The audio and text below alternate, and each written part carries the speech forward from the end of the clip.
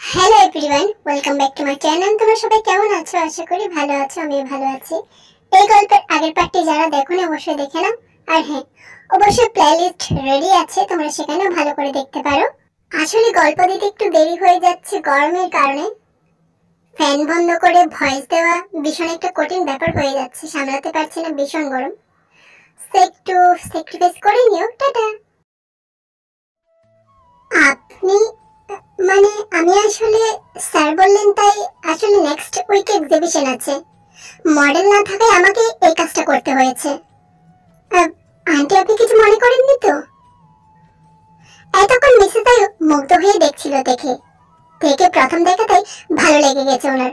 তার সাথে বাড়তি পাওনা হলো জাংকুকের অর্ডারে এই সাজ। তার মুখে মিসেস আয়ু হাত রেখে বলল, কি মিষ্টি যে লাগছে তোমাকে। এটা আমাদের স্বপ্নময় ক্রিয়েশনের ডিজাইন করা one of the best lehenga. আর তুমি এটা পরে এর শোভা আরো বাড়িয়ে দিয়েছো।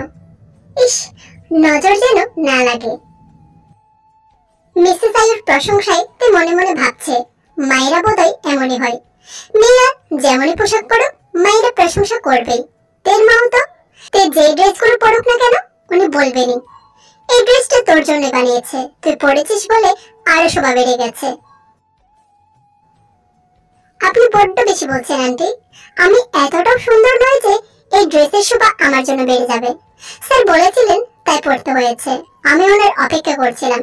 আসলে এটা তো সামনের এক্সিবিশন মডেল পড়বে, আর চেঞ্জ করাও দরকার। সুন্দর জিনিস বোঝার জন্য চোখ লাগে না, বুঝলে? আমি তোমার মধ্যে প্রকৃত সুন্দর মনের মানুষটিকে খুঁজে পেয়েছি। আমার তো আর বয়স কম হলো না, বলো? আমি এতদিন বুঝে গেছি গায়ের রং, লুকস কখনো কারোর ব্যক্তিত্ব বোঝাতে সক্ষম নয়। বুঝলাম। আপনি একদম আমার মায়ের মতন। বলছি কি, আপনি স্যারকে একটু বলে দেবেন আমি চেঞ্জ করে নিই। মায়ের মতন কি? হ্যাঁ, মায়ে ভাবো। আর হ্যাঁ, চেঞ্জ করে নাও। সত্যি তো, এতক্ষণ কি এসব পরে থাকা যায় নাকি? তো সামনে এগিয়ে যাচ্ছিল, তখনই জোরে ধাক্কা খেল অ্যাংরি ম্যানের সাথে, থরি জাংকুকের সাথে। আর এই ধাক্কার ফলে জাংকুকের হাতে মোবাইলটা টুপ করে যেতে পারে একেবারে উপরের গ্লাসটাই ভেঙে গেল। বরাবরই জাংকুক ভীষণ গোছানো, ওর সব জিনিস একদম টিপটপ থাকে। একটা খুঁত থাকলেও জাংকুক সেটা চেঞ্জ করে নতুন জিনিস আনিয়ে নেয়। সেই জায়গায় মোবাইলের এমন অবস্থা হওয়াতে কি যে হতে পারে সেটাই ভাবছে মিসেস আয়ু। তো নিজেকে সামলে নিয়ে জাংকুকের দিকে তাকাতে দেখলো ওর মুখটা কেমন যেন শান্ত অথচ গম্ভীর হয়ে আছে। বলছে কি জাংকুক, ও তো ইচ্ছে করে ধাক্কা লাগায়নি, আমি যেতে বললাম তাই যাচ্ছিল। আর তুই নাকি বলেছিস সেটা কোনো ক্রেক পড়া যাবে না। জাংকুক তার মায়ের কথার মাঝেই মাকে থামিয়ে দিল। তুমি নিজের কাজে যাও মা, আমি এখন ছেলে হিসেবে নই, অফিসিয়াল মিটিং এর জন্য এসেছি। আমার ব্যাপারটা আমাকে বুঝতে দাও। জাংকুকের রাগ অজানা নয় ওনার কাছে, তাই কিছু বলতে পারলেন না।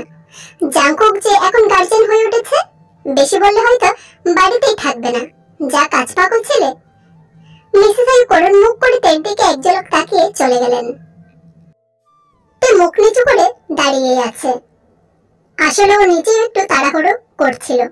বেচারা বোঝার আগে এত দামি ফোনটা হাত থেকে পড়ে গেল। সরি স্যার, আমি সত্যিই দেখিনি। আসলে আমি মায়ের সাথে কি কথা হচ্ছিল? নিজেও একবার দেখলাম কি যেন কথা বলছিলেন। এখনো মা এখানে? কি ব্যাপার মিসকিন তেও? বাড়িতে নিয়ে এসেছি কি আলাপ করার জন্য নাকি কাজের জন্য? তে চোখ তুলে তাকানোর সাহস পাচ্ছে না। ইয়ঞ্জনের কাছে শুনেছিল বস নাকি ভীষণ রাগী, কিন্তু সকাল থেকে তো এতটা বুঝতে পারিনি। কিন্তু এখন তো ভীষণ রেগে গেছে। জাংকুক আবার ধমকে উঠল, কি হলো? আমি কি অন্য কারোর সাথে কথা বলছি? স্যার, আসলে aunty, ma'am, call her ma'am. আমি অফিসের এমপ্লয়িকে বাড়ির কোনো ঘনিষ্ঠতম আত্মীয় করতে ইন্টারেস্ট নই। এমন মাঝে মাঝে আপনাকে আমার বাড়িতে আসতে হবে মিটিং এর ব্যাপারে ডিসকাস করতে। তাই বলে এই নয় যে আপনি আমার ফ্যামিলির সাথে বন্ধুত্ব পাতিয়ে ঘুরবেন। আমার পার্সোনাল অ্যাসিস্ট্যান্ট তো আপনি, ওটাই হয়ে থাকুন। ওটাই আবার অফিসে এবং আমার বাড়িতে আপনার আইডেন্টিটি। নিজের লিমিট ক্রস করবেন না, মাইন্ড ইট। তে একবার মাথা তুলে দেখলো জাংকুককে। জাংকুকের চোখ দুটো লাল হয়ে আছে। তে আরো আশ্চর্য হলো এই ভেবে যে ফোনের জন্য বস্তা এত রাগ করেনি, করেছে তো ওনার মায়ের সাথে কথা বলার জন্য। সামান্য তো কথাই বলেছে, তাই এত কথা শুনিয়ে দিল। আচ্ছা, আমি কি ইচ্ছে করে গেছিলাম ওনার মায়ের সাথে কথা বলতে? উনি নিজেই তো ভালোবেসে কথা বলতে এলেন, এইটুকু ব্যাপার নিয়ে কে এত রাগ করে, কে এত মাথা গরম করে?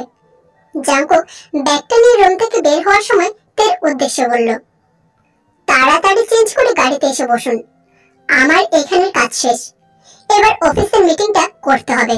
5 মিনিট দিলাম, এর মধ্যে নইলে আমি বেরিয়ে যাব। আপনাকে নিজের মতো করে এগিয়ে যেতে হবে।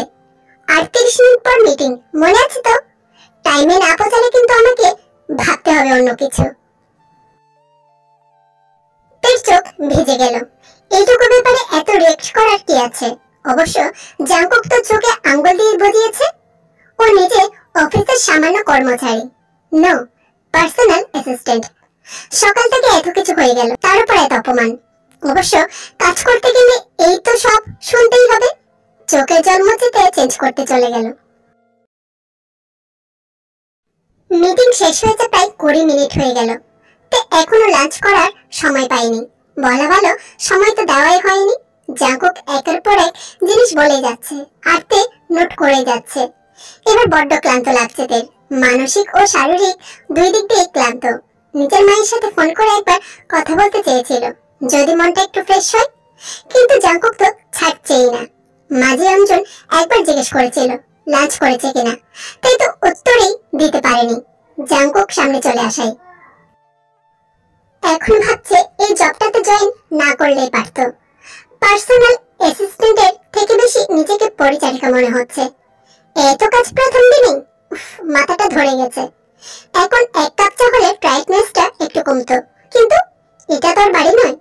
তার উপর জাংকুক আবার কি বলে গেলে, সামান্য আলাপের জন্য যা বললো, আর কোনো কিছুই নিজের মতো করা যাবে না। লিখেছেন তো যেটা বলেছি? হ্যাঁ, আপনি একবার মিলিয়ে নেবেন স্যার। জাংকুক কিছু বলতে চাইছিল, তখন ওর ফোনটা বেজে উঠলো। তের দিকে একবার তাকিয়ে রিসিভ করে নিল। বলো, কিছু প্রয়োজন?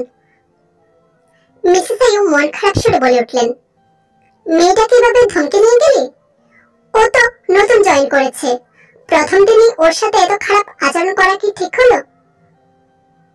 তুমি ভালো করেই জানো প্রফেশন আর পার্সোনাল লাইফ আমি এক করতে ভালোবাসি না, তাহলে এসব কেন বলছো? তুই সারাদিন এইরকম রুট হয়েই থাকবি জাংকুক? এই শিক্ষা দিয়েছি আমি তোকে? মেয়েটার সাথে তো আমি নিজে গিয়ে কথা বলেছি। তুই তো জানতিস আমি লাঞ্চের ব্যবস্থা করে ফেলেছিলাম, আর তুই ওকে ধমকি নিয়ে গেলি। এটা কিন্তু ঠিক করিসনি। বেশ ক্ষোভ প্রকাশ করলো মিস তাইম। জাংকুক চেয়ারে মাথাটা একটু হেলিয়ে রিল্যাক্স ভাবে বলল, মা, আমার ভালোটা আমাকে বুঝতে দাও। আমি জানি এসব কিসের ধান্দা, আর আমি সবার সাথে সেই রকমই আচরণ করি যেমনটা করা উচিত। আর কিছু বলবে? না, তবে সবাই আর ওই মেয়েটা এক নয় জাংকুক। মেয়েটা ভীষণ ভালো রে, ও তোর অন্য কর্মচারীদের মতো নয়। তুই 10টা কথা শোনালেও ও দাঁতে একটা অক্ষরও কাটবে না। এইরকম করিস না জাংকুক, মানুষ তো নাকি। তুই ওর মনের ভিতর কি চলতে জানিস? এই কাজটা কেন ওর প্রয়োজন জানিস? মানুষের বাহিক আবরণ দেখে এমন ব্যবহার করা উচিত নয়। আর এতে মেয়েটার কোনো দোষ নেই, তোর ফোনটা ও ইচ্ছে করে ভাঙেনি। জাংকুক এবার তের দিকে একবার চাইল। জানি, তাই আর ওটা নিয়ে কিছুই বলিনি। ওসব নিয়ে আর ভেবো না। আমি তোমার সব কথা শুনলাম, এবার রাখি, আমার কাজ আছে। মিসেস আইয়ু আর তর্কে যেতে রাজি নন। জাংকুকের সাথে কথাই কখনো পেরে উঠবেন না ইনি, তাই হাল ছেড়ে দিলেন, কিছু না বলে রেখে দিলেন। জাংকুক স্পষ্ট বুঝতে পারলো তার মা কতটা বিরক্ত বোধ করছে, তবে এইখানে ওর কিছুই করার নেই, ও তো এমনই। ওকে মিস কিম তেয়ং, আমার ডিটেইলস দেওয়া শেষ। এবার আপনি মিস ইয়ঞ্জনের সাথে অ্যাকাউন্টের ব্যাপারটা সামলে নিন, আমি বেরোচ্ছি। আর হ্যাঁ, কনফার্ম মেল এলো কিনা দেখে চেক করে একবার রিপ্লাই করে দিবেন। এইটুকু বলে জাংকুক বেরিয়ে গেল। তের হ্যাঁ বা না কিছুই জানার চেষ্টা করলো না। তের মন খারাপ করলো না, কারণ তে বুঝে গেছে জাংকুক ভীষণ একজন মরি মানুষ। আর এই লোকটাকে বিশেষ ঘাটিয়ে তো কোনো লাভ নেই, উল্টো নিজের স্যালারির উপর সেটার প্রভাব ফেলবে। তাই কেবিন থেকে বেরিয়ে দেখলো জাংকুক ইয়ঞ্জনের সাথে কিছু নিয়ে ডিসকাস করছে, আর ইয়ঞ্জন বেশ ক্লোজ হয়ে দাঁড়িয়েছে। ইয়ঞ্জনের মুখ দেখে বোঝা যাচ্ছে কথা বলতে পেরে কতটা স্যাটিসফাই হয়েছে। এদিকে জাংকুকের সেই দিকে কোনো ভ্রুক্ষেপ নেই। জাংকুক যখন চলে যাচ্ছিল ইয়ঞ্জন এক মনে চেয়ে আছে, তে মনে মনে ভাবছে এত চাওয়া চাওয়ির কি আছে বুঝি না বাপু, একজন বিবাহিত পুরুষের দিকে এভাবে নজর দেওয়ার মানে কি? তের আর ইয়ঞ্জনের কলেজ থেকেই বন্ধুত্ব, তখন থেকে বুঝেছে ইয়ঞ্জন একটু গায়ে পড়ামি, তবে স্টুডেন্ট হিসেবে খুব ভালো ছিল। আজকের দৃশ্যটা দেখে তে বুঝে গেছে এই মেয়ে শুধরে যাওয়ার নয়, তবে ইয়ঞ্জন না থাকলে এই চাকরিটা ও পেতই না। তে ইয়ঞ্জনের দিকে এগিয়ে যাচ্ছিল, তখনই সুবিন সামনে এসে দাঁড়ায়। কি বেহেন, কিদার যাতে হো? ভালো, আপনি কিছু বলবেন? না না, আমি তো ইধার ঘুমতাছি, আমার কাছ তোই। আচ্ছা तुम बोलो कुछ जरूरत আছে নাকি?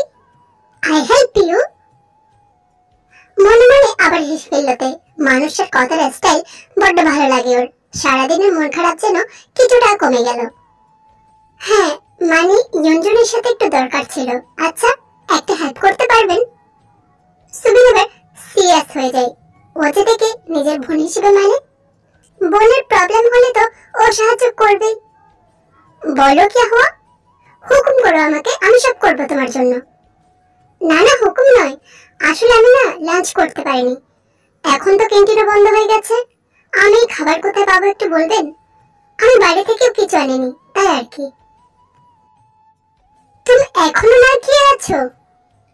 তুমি আগে क्यों नहीं बोला? आओ मेरे साथ। এবার একটু শান্ত হলো।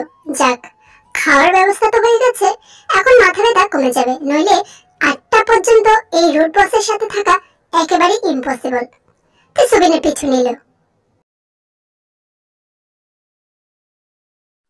মিসেস আইয়ু মন খারাপ করে বসে আছে আর ভাবছে, এই ছেলেকে বুঝি কোনো কাজ নেই, শুধু শুধু সময় নষ্ট। এমন করলে কোনো মেয়ে কি বিয়ে করবে ওকে? সবাই তো পয়সা খোঁজে না, কেউ তো সুন্দর মনও চায়, আর একটু ভালোবাসা খোঁজে। কেন যে জাংকুক সবকিছু এভাবে যাচাই করে কে জানে? জিমিন নিজের মনকে এতক্ষণ অনেক বুঝিয়েছে এবং এটাই ঠিক করেছে মনের দ্বিধাগুলো কারোর সাথে শেয়ার করবে, কিন্তু তার আগে মিনির জন্য দুটো চকলেট কিনতেই হবে। মেয়েটা এখন ওর কাছে আসতেই ভয় পায়। এবার থেকে জিমিন সবকিছু পেছনে ফেলে হাসি মুখে চলার চেষ্টা করবে। জিমিন নিজের রুম থেকে বেরিয়ে যেতে গেলে মায়ের দিকে চোখ গেল। কি হয়েছে মা, তুমি এখন এই সময় এভাবে বসে আছো? এই কি জিমিন, তুই বিছানা ছেড়ে নেমে এলি কেন? যা ঘরে গিয়ে শুয়ে থাক, আমি যে আর কদিকে সামলাবো কে জানে। রিল্যাক্স মা, আমি ঠিক আছি এখন। আর তোমার কি হয়েছে?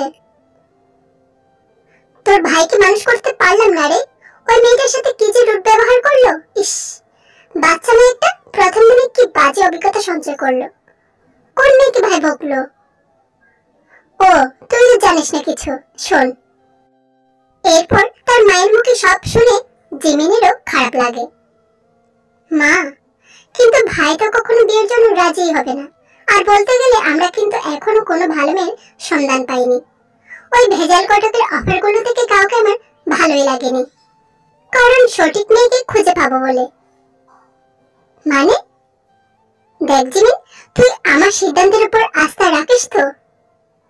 অফকোর্স মম। তাহলে একটু অপেক্ষা কর, আমি জাংকুককে রাজি করিয়েই ছাড়বো, ও বিয়ে করবে না ওর ঘাড় করবে।